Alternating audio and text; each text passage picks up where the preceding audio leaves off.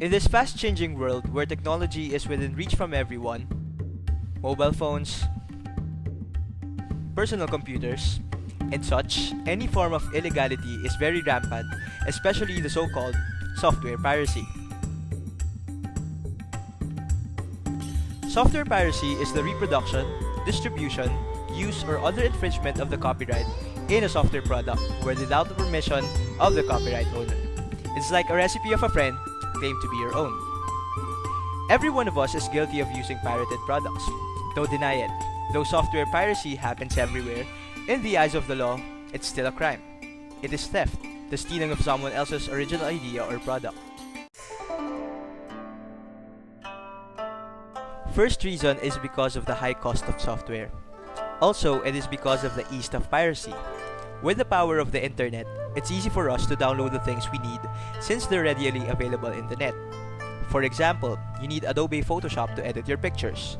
What you need to do is just search it on a torrent site,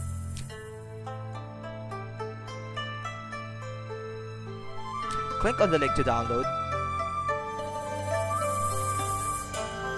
wait, and voila! You now have an Adobe Photoshop. Another reason is the underperforming economy. Employees in our country have lower wages as compared to those in other countries. So even if software products are reasonably priced, people would still opt to buy pirated ones since they're cheap and readily available. Pirating products also entails big profit on the reproducer side, given the fact that a lot of people use the pirated ones. According to the 5th Global Software Piracy Study by the BSA IDC, the software piracy rate in the Philippines remained at 69% from 2007 to 2008.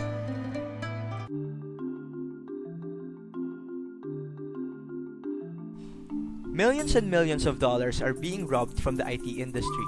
In fact, losses due to software piracy had increased from $147 million to $202 million in 2008, as PC sales and usage in the country grew at a much higher rate. According to ex-Optical Media Board Chairman Edu Manzano, software piracy is not just a criminal offense, but a major stumbling block to the country's economic progress. It has resulted in the loss of thousands of actual and potential jobs in the industry and others dependent on it, and the loss of millions of pesos of tax revenues for the government, which it could have further stimulated the economy and hastened its recovery.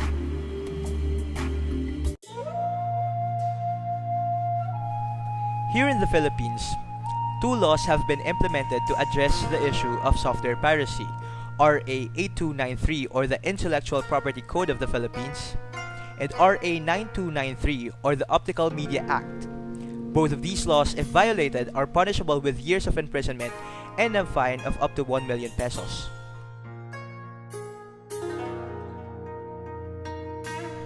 Pilipinas Anti-Piracy Team is a government-led campaign which aims to significantly reduce software piracy in the country and promote respect for intellectual property rights. This is not a new task force but a joint undertaking by the NBI, OMB, PNP, in cooperation with the IP Coalition and the Business Software Alliance. It was launched in 2005 and has already conducted 129 raids against businesses belonging to different sectors across Luzon, Visayas, and Mindanao, suspected of using pirated and unlicensed software. Last year, PAPT launched the Don't Wait Until It's Too Late campaign. It is an awareness campaign targeted at companies using unlicensed software. It aims to educate businesses on the proper and legal use of software and at the same time, send a strong message that doing otherwise exposes the company to legal risks.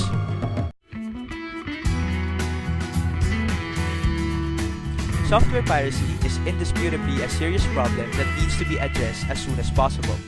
As good, obedient citizens of this country, we should start using original software on our laptops and PCs. As much as possible, we should refrain from buying or downloading pirated copies. Or we can use alternatives like the open source software. Also, we can join anti-piracy campaigns. The more people are aware, less likely that they will use legitimate software. Everyone benefits when software piracy is reduced. Help fight software piracy now.